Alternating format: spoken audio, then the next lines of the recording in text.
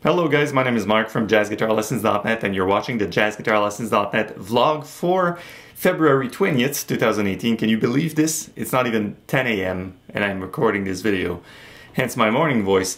Thank you for watching. So it's been a while since I shot these spontaneous vlogs because we have so much going on the blog, and we have hands-on series. If you've been enjoying this, by the way, we have a few lined up and scheduled.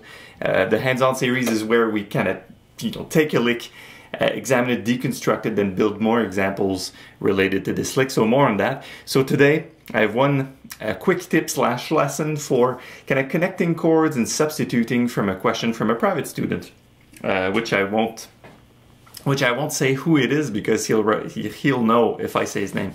And the other things, I have a major update here. I have finally released an album. It's called Second Chances by Marc-Andre, and it's been long overdue. It was crowdfunded in 2015 and several things happened. So this is the official video to tell you guys, if you like my teaching, you want to encourage this, and if you like my music, perhaps you can go check it out. For now, it's only available at store.jazzguitarlessons.net/p/second chances. So I'll put the address here. Point being is, this is not really a platform to sell albums or CDs. It's the course platform, but you can still listen. You can get all MP3s, WAV files, all accurate lead sheets. So nothing handwritten. It's the lead sheet the band used to record its trio, was recorded in Montreal. I love the sound of it, and I'm incredibly proud and terribly ashamed at the same time, as all jazz musicians should be, I think, because if you play a gig on a certain night, you play something weird on the blues, you can always kind of correct it and go practice, and the next gig you'll be better. But for a recording, it's done, it's set in stone. So go check it out, Second Chances.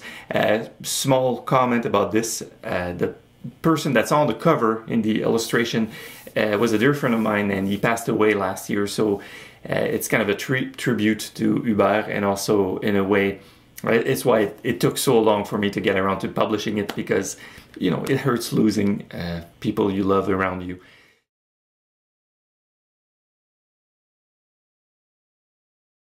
So with that being said, that's for the updates part. Now for the lesson part. For a student of mine recently asked me, when you comp and you're comping behind a soloist, which I have to admit I'm not very super incredible at. I'd rather play jazz guitar trio personally and comp for myself or comp for the bass solo.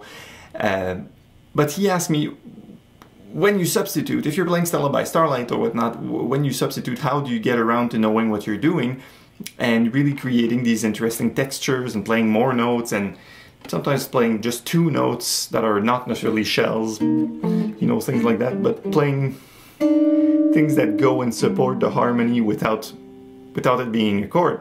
So his question was, how do you substitute? How do you know what you're doing? So my answer was, of course, tritone subs. You have to study them. Look at backdoor progressions. Look at how colorful your dominant chords can be. They can be altered. It could be a natural 13 with a flat 9, or natural 13 with a sharp 9, or a flat 13 or a sharp 5, with a sharp 11, and this and that. So there's all these possibilities. But this one thing I want to share with you in the vlog, without taking too much of your time, is a great starting point is to know your key, your tonality, inside and out on the fretboard, and have access to a whole lot of material within that. So I think there's 2 or 3 videos I shot for YouTube. One of them's called Don't Use Patterns, something like that. So I advised against people going, don't get me wrong, this is a great exercise to practice, and you should practice those. However, it's not the end of knowing your tonality. So in those videos, I talked about either going diagonal or learning intervals within. So say you're in C major, and instead of going, I'd say go like explore all the diatonic thirds and see how they sound. And then you can start to mix and match your intervals. So here was my answer to my private student was, why don't you practice diatonic intervals as harmonies? So we'll start with seconds So the interval of a second is the interval between that note and the next note. So say we're in C major, it's C and D, but play them together. So go, that's C, D, then E, F, D, E, E, F, F, G, G, A, B. So all of this material is available whenever the key center is around C major. Not to say that's the cure-all, end-all way to learn to substitute things, but if you listen to guys like, I don't know, Bill Frisell, Pat Metheny, and John Scofield, for sure they come up with these crazy structures that they haven't really thought about, but they're thinking in music, like they're thinking about things that are not necessarily chord shapes, because all the notes they're playing are available in the key of the moment. So this would be my suggestion to you, and check this out. Start with the lowest available note. That's another thing. So if we're in the key of C major, G and A is your lowest available second in that key. Then A, B. This is kind of low and muddy, right? But it's fun. And try to go as high as you can on the fretboard. Hard talking and playing at the same time.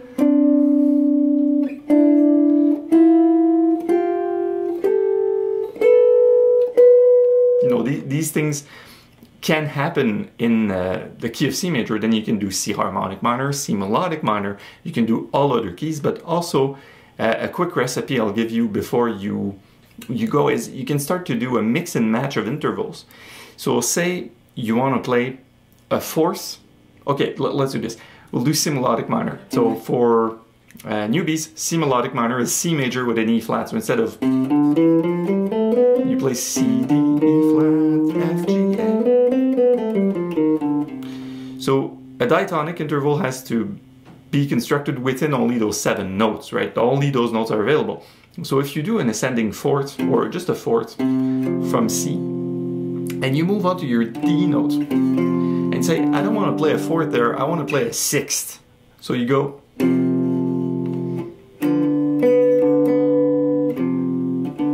would be even better to play it like this.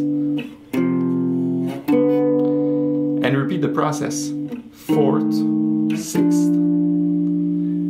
Then we are here. Fourth, sixth.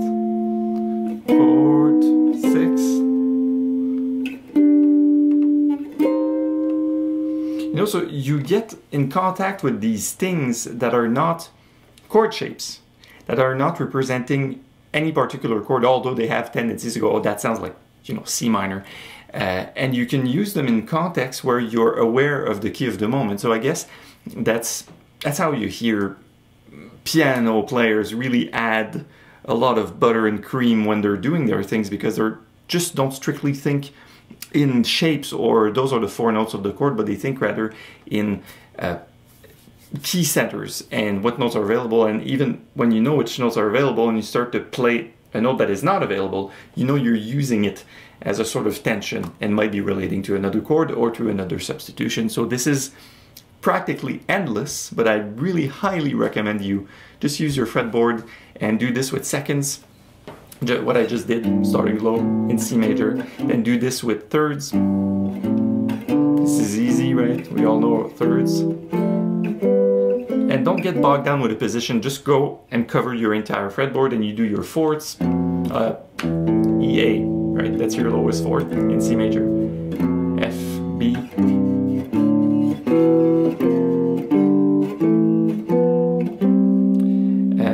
Fifths, same thing, so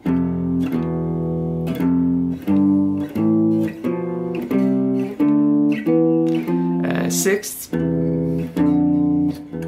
right?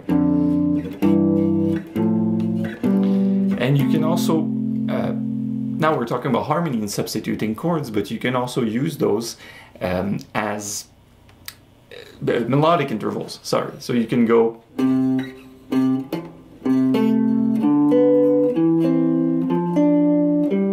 which is also very good for comping. So whoever you are, private student, I hope you have enjoyed the answer to this question. Really practical thing. So thank you again for watching the jazzguitarlessons.net vlog. My name is Mark from jazzguitarlessons.net. Please subscribe to this YouTube channel, and I will see you soon on the website. Improve your jazz guitar playing with a real teacher. Take care. See you next time.